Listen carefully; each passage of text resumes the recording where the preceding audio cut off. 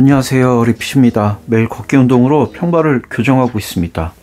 오늘 리뷰할 신발은 나이키 제이크루 킬샷 2고요 100km 테스트를 마치고 가지고 왔습니다. 제가 언박싱 할 때 걷기 용도로 구매한 신발은 아니라서 100km 걸으면 가죽이 어떻게 변하는지 그걸 좀 보여드리겠다, 그렇게 리뷰했던 기억이 나는데요. 100km 걸으니까 앞코가 이 정도로 구겨졌습니다. 가죽이 굉장히 유연하고 또 장시간 신으면 좀 옆으로 늘어나는 그런 현상도 있어서 자연스러운 주름이라서 저는 불만은 없습니다만, 아마도 이 신발을 구매하시는 분들은 이걸 좀 감안하셔서 구매를 참고하시면 좋을 것 같습니다. 제가 한번 걸으면 15km를 걷습니다.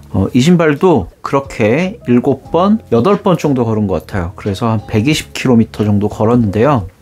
걷기 좋은 신발은 당연히 아닙니다. 밑창도 되게 얇고 충격 흡수도 잘 안 돼서 사실 걷는 동안 내내 되게 힘들었던 기억이 나고요. 그래서 발의 피로도도 상당히 많이 올라가는 신발은 맞는데, 하지만 원래 이 신발의 용도가 일상생활용으로 신는 신발이니까 사실 그렇게 나쁜 신발이라는 생각이 들지는 않고요. 만약에 이 신발을 구매해서 신으신다고 하면 하루에 맥스 한 10,000보 정도? 그 이상 신으시면 좀 피곤한 신발일 것 같다, 그 정도로 사실 리뷰가 정리되면 끝이 납니다. 예쁘고 하루 10,000보 이내로 걸으면 충분한 신발이라서 제가 더 말씀드릴 건 없는데, 이제 이 신발을 리뷰하려고 테스트를 계속 하다 보니까 사실 굉장히 힘들었거든요. 이런 신발로 20,000보, 그러니까 15km를 걷는 건 되게 힘든 일이긴 했습니다. 이걸 중간에 테스트를 중단하겠습니다 라고 그냥 리뷰를 하고 일상 용도로 그냥 신기만 할까 하고 고민을 좀 하고 있었는데, 어느 날 갑자기 포머스티 님이 또 리뷰를 하셨어요. 포머스티 님이 뭘 리뷰하셨냐면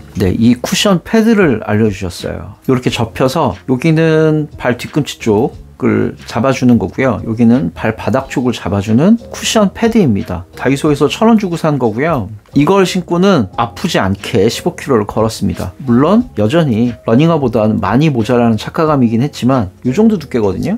되게 얇지만 요거 하나 들어간 걸로 충분히 어느 정도 충격 완화가 되는 기능이 있어서 제이크루 킬샷 2를 리뷰를 마무리할 수 있었습니다. 이 자리를 빌어서 오늘도 포머스트님께 감사를 드리고요. 가지고 계신 신발 중에 쿠션이 너무 없어서 좀 고통스럽다 하시는 신발이 있다면 구매하셔서 한번 넣어보시는 것도 방법일 것 같아요. 그래서 저는 이렇게 넣었고요. 오늘은 신발 리뷰가 아니라 쿠션 패드 리뷰가 될 것 같은 느낌이 드네요. 이 뒤꿈치 쪽에 올라오는 충격은 확실히 완화가 돼서 장시간 걸어도 발바닥에 충격이 좀 덜 전달되는 그런 장점은 좀 있었는데, 단점도 생겼어요. 여기 뒤에 이제 패드가 있다 보니까 신발을 신으려고 발을 집어넣으면 이렇게 접히는 현상들이 생깁니다. 아무래도 이 패드에는 아주 단단한 접착력이 있거나 그렇진 않거든요. 나중에 이걸 제거할 것도 감안하셔서 다이소에서 그렇게 만드신 게 아닐까 싶어요. 신발을 신을 때마다 조금 신경을 써서 신어줘야 하는 부분이 있었고요. 그리고 아무래도 킬샷2의 이 뒤꿈치 쪽에 어느 정도 힐 슬립이 좀 있는 신발이기도 했는데, 이 힐 패드가 들어가니까 마찰력이 좀 줄어서 힐 슬립이 확실히 좀 늘어나기는 했습니다. 이 밑창의 높이도 진짜 몇 미리 증가한 것 뿐인데도 확실히 힐 슬립이 좀 늘긴 했습니다. 그렇지만 없는 것보다 훨씬 나았다. 플랫한 슈즈는 한 번씩은 착화감 개선을 위해서 노력을 한번 해볼 필요도 있다 라는 생각이 좀 들었고요. 걷기 운동 관점에서 이런 신발은 사실 신으면 안 되는 신발이 맞습니다. 왜냐면 이 신발 깔창도 완전히 플랫해요. 이 안쪽 바닥면도 완전히 플랫해서 신고 있으면 평발인 저 같은 사람한테는 이 족저 근막에 되게 안 좋은 영향을 미치긴 하거든요. 인솔을 추가해서 신을 수 있을 만큼의 공간이 있었다면 저는 인솔을 추가해서 넣었을 것 같은데, 보시다시피 엄청나게 납작한 신발이라서 그냥 이대로 신다가 포머스테님의 도움을 받아서 마지막까지 총 8번을 신었습니다.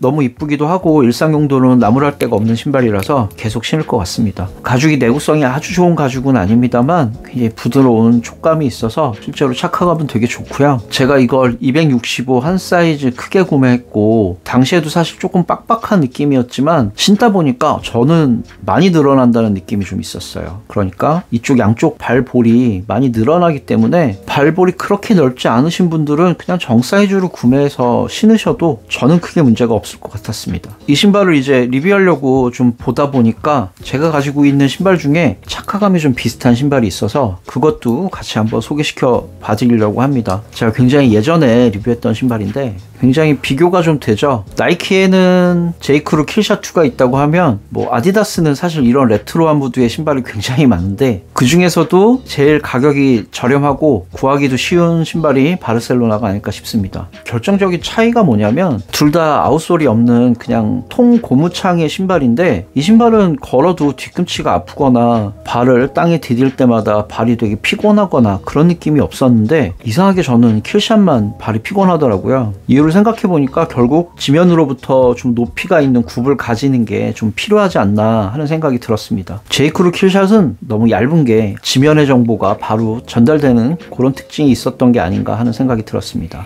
최근에 아디다스 쪽에 이제 레트로한 무드의 신발들이 엄청 각광을 받고 있는 것 같아요. 가젤, 캠퍼스, 삼바, 핸드볼, 함부르크 이런 되게 옛날 신발들이 막 나오고 있는데 그거보다 훨씬 저렴하게 구하실 수도 있을 것 같아서 이 신발도 한번 알아보시면 좋을 것 같습니다. 무드상으로는 제이크루 킬샷2에 결코 뒤떨어지지 않는다. 이렇게 보시면 느낌이 좀 다르긴 하죠. 둘 다 이제 앞으로 잘 신을 것 같습니다. 그리고 제가 포모스트님 덕분에 이제 다이소에서 제가 또 다른 아이템을 하나 발견했어요. 이렇게 생겼습니다. 여기가 이제 발이 올라가는 면이고요. 뒤쪽에 보시면 약간의 쿠션이 들어간 쿠션 패드도 또 따로 있습니다. 요거는 그냥 이렇게 넣어서 이렇게 추가해서 신으면 됩니다. 제가 이것도 테스트 해봤는데 앞으로 뭐 이렇게 막 밀리거나 하지 않아요. 패드 안쪽 면에 여기가 마찰력이 좀 있어서 장시간 신고 막 격렬한 운동을 하지 않는 이상은 거의 밀리지 않기 때문에 이것도 한번 착화감 개선을 위해서 구매해서 활용해 보시는 것도 방법일 것 같습니다. 발 뒤꿈치가 떨어지는 이 공간이 좁아도 상관이 없는 게 이쪽 면은 이제 스웨이드로 되어 있거든요. 스웨이드로 되어 있는 단면이 이 안에서 마찰력을 제공해서 딱 붙어 있어요. 그래서 나름 이것도 활용도가 높을 것 같습니다. 다이소가 보물창고가 많네요. 제이크루 킬샷은 사실 연령대에 상관없이 10대부터 50인 제가 신어도 무난한 신발이니까요. 스테디셀러니까 하나씩 보관하고 계시다가 많이 걷지 않는 날에 신으시고 잘 활동하시면 충분히 괜찮은 신발이라고 생각이 듭니다. 기분에 따라서 제이크루 킬샷이나 아디다스 바르셀로나를 계속 번갈아 가면서 일상 용도로 활용할 것 같습니다. 오늘 리뷰는 여기서 마무리하도록 하겠습니다. 미리 구매해 놓은 신발이 있어서 그걸 또 언박싱 해보도록 할게요. 구독과 좋아요는 리핏에게 큰 응원이 되고요. 오늘도 시청해 주셔서 감사합니다. 안녕히 계세요.